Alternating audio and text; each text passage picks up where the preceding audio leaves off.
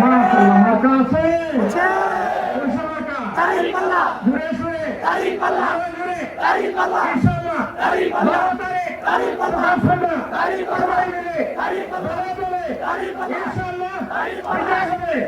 মাশাআল্লাহ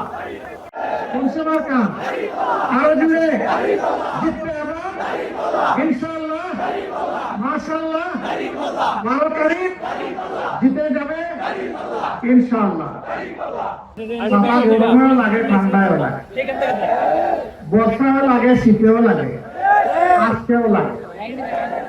কোন সে মার্কা আরো জুড়ে মাশাআল্লাহ। এই সিজনে খুব সুস্বাদু একটা ফল দেখতে পাইছেন, কি বলছি, খুব সুস্বাদু একটা সবজি